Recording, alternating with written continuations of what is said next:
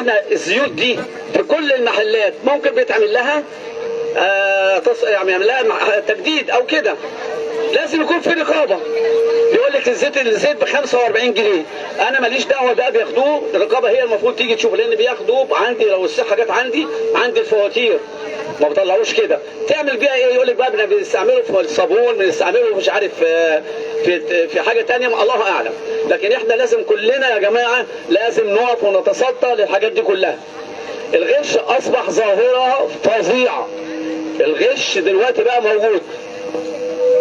الاسبوع اللي قبليه في المنتجات الالبان في ماده بتتحط للجبنه وتتحط للالبان، بتخلي الالبان وتخلي الجبن والمصنعات والمشتقات بتاعت الجبن سواء لبنه او جبنه قريش او اللي قالوا عليها ان هم المفروض ما ناكلهاش، وده صح، وطبعا ربنا يرحم الجميع اللي قال. فاحنا لازم ناخد بالنا من الحاجات دي كلها. اللي يقدر يعمل حاجه ويشوفها يقول من راى منكم منكرا فليغيره. اضعف الايمان بقى تكتبي تقولي اي حاجه زي ما احنا بنقول كده. فلازم الكل يا جماعه دي حاجه تتحاسبوا عليها قدام ربنا سبحانه وتعالى، سواء في اللحمه سواء في الفراخ سواء في السمك.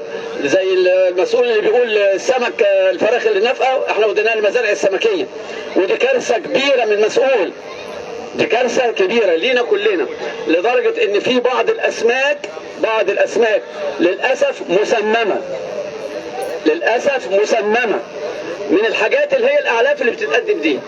فانا بقول بس اي حاجه اللي انا هطلع منه بهدف ان كل واحد فيكم مسؤول قدام ربنا، لان صحتنا غاليه زي ما اتكلمت الاستاذه بسمه على الموضوع دوت. احنا الصحه بتاعتنا مش ناقصين امراض تاني، وربنا يكفينا شر الامراض، وبتمنى لكم التوفيق ان شاء الله، وربنا معاكم ان شاء الله. شكرا لكم.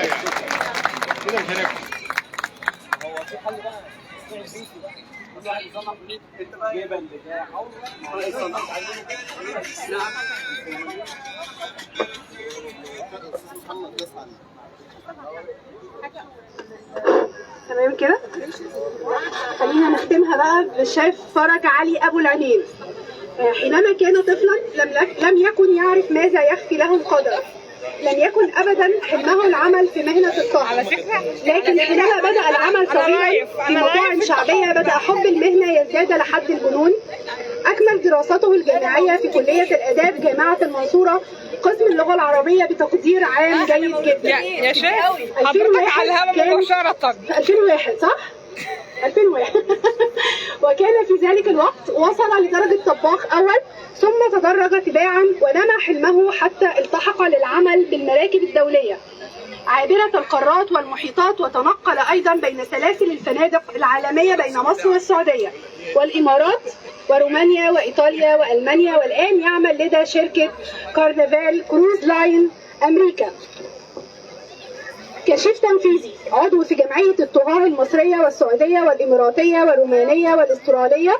شارك في العديد من المسابقات الدولية كمتسابق بين مصر والسعودية والإمارات ورومانيا وألمانيا. حصل على شهادة التحكيم الدولية المعتمدة من وقت جامعة الطهاة العالمية 2018 من ألمانيا، ومحاضرة اليوم بعنوان زيادة الأعمال مفاتيح النجاح وتطوير الذات. شرفنا يا شيف.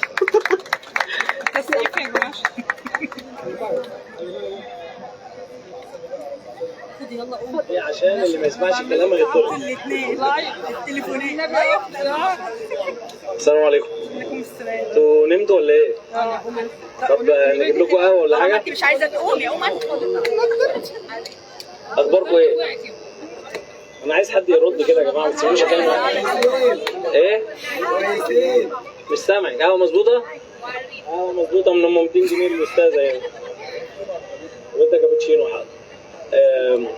بصوا يا جماعه، الاول السلام عليكم، وانا بشكر الشيف ياسر طبعا وكل القائمين على تنظيم اليوم وتجميعنا النهارده، لان دي من الحاجات الجميله قوي ان بنتقابل بنشوف حبايبنا اللي بنقعد فتره كبيره ما بنشوفهمش.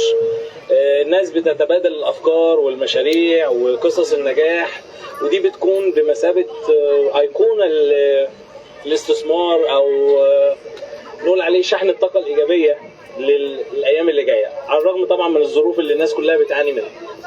المهم في الموضوع ان احنا محتاجين روشته نجاح في ظل الظروف الصعبه، في ظل غلاء الخامات، في ظل الغش زي ما الشيخ محمد بيتكلم. احنا محتاجين يكون عندنا ابجريد، نعمل تعديل لسلوكنا في التغذيه بتاعتنا، في حتى في تسويه الشغل بتاعنا، بحيث ان احنا نبقى متفاعلين وبنجدد في افكارنا، بحيث ان احنا نطور من الشغل علشان نوصل لنقط تميز. كمان هاخد المثال بتاع الشيف خيري طبعا، ان انا لما بقدم شيء فري مميز بيفرق معايا في الاطعمه وبيخليك مميز. طيب احنا محتاجين شويه حاجات مهمه جدا قبل كل ده. انا دايما مؤمن بحته تطوير الذات، دي اهم عنصر في نجاح اي بيزنس يا جماعه، سواء انا الاونر او سواء انا اللي بشتغل بايدي.